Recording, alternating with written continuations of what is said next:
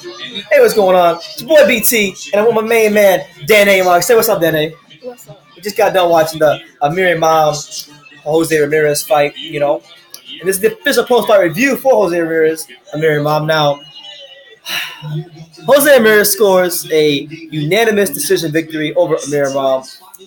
Bummed out about it, but you got to give credit where credit is due. This guy Jose Ramirez has been hyped up by Top Rank. He was an Olympian.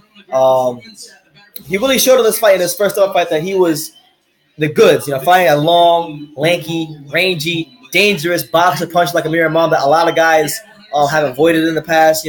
I think it was a good performance by him. So I'll give you my little assessment of the fight. So early on, I thought Amir Imam looked really good, as I expected him to. He looked really good, staying on the outside, looking real sharp, slipping punches really well. But I just think as the rounds went on, as the rounds wore on, Ramirez began to put that intelligent pressure on him. He got a little closer as every round went by. And you had Amir Imam, doing the little Philly shell thing. So he was expending a lot of energy I think he didn't need to expend. And obviously he's not like as much as I like Amir, he's not the hardest guy in the world to hit. So that, the accumulation of punches, I think, forced him to get tired. And Jose, he was finding that left hook all night long. He found that left hook pretty much anytime he wanted because Amir holds his right hand really low and he leaves himself wide open for left hook. So the left hook was a money punch. Straight out was a money punch. And overall, it was a good win. He hurt Imam a couple times. He wasn't able to drop him. Didn't do as good against Amir as Adrian Granados did. But, won and looked good doing it. I think in the later rounds, I was really impressed the last 2 or 3 rounds, in the championship rounds, when Amir was pretty much fatigued. You had Jose Ramirez bouncing on his toes. You had Jose Ramirez, boxing and moving really intelligently. And he was pretty much just finding, he was finding the shots in the later rounds. So, he needed to win this fight and look good doing it, and he did. To put himself in a position to get bigger fights. He signed a Top Rank, as is Manny Pacquiao, as is Vasily Lomachenko. So Ramirez is going to be in line with some big fights. I made that video earlier in the week saying that he has a chance to be the next Mexican boxing star, and a performance like this tonight on ESPN against a guy like Amir Imam. You read the comics? That's where that's how you get into that kind of position. So big shouts out to him. As for Amir, where does he go from here? I think that's a good question because this is a fight he really needed to win. He wasn't able to do it, but he did look good early on in the fight.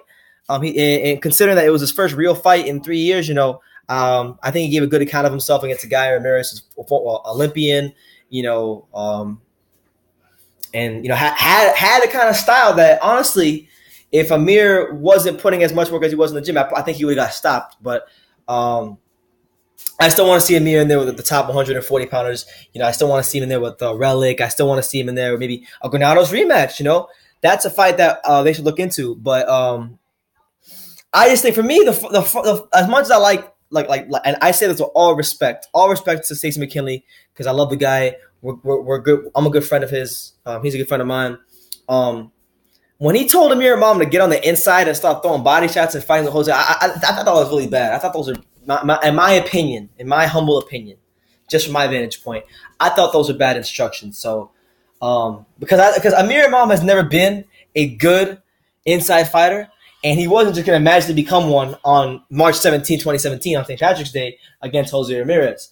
And when he did that, he was then wasting more energy. He was then taking away from himself what he was best at, which was boxing from the outside. So.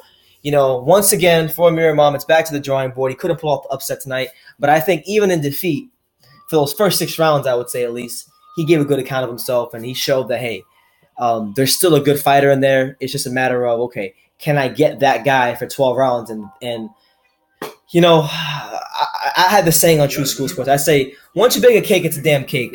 And I wish Amir Imam would change the way he holds his hands up and the Philly shell thing because he doesn't really fight effectively in that style against pressure fighters. He's shown that now in 2 different fights in the span of 3 years. So it's going to be back to the drawing board. Hopefully we get to see him with the top 140 pounders in the world. But it was a good fight. 2 top 140 pounders going at it, duking it out. really putting on a good show for the fans, you know. And I know it was a good fight because as you guys can see, I'm walking back and forth. I'm at my friend Hamid's house, and I'm at Hamid's house. Hamid ain't even a boxing fan. Like my boy Hamid ain't even a boxing fan like that. But he really enjoyed the fight. And when you got people who don't even like boxing like that, and they can watch the fights and they can enjoy it, and that's good for the sport. So we need more fights like Jose Ramirez versus Amir Imam. Because they're both TV friendly fighters. I think they both are. So hopefully, just for Amir, he really sharpens up on them skills, and for Jose Ramirez, I'll be definitely keeping an eye out on what's to happen with his career, because there's a lot of attractive options for him. So, that's just what it is, man. So big shouts out to Jose Ramirez and Amir Imam for putting on a big fight, a good fight for the fans in boxing on ESPN.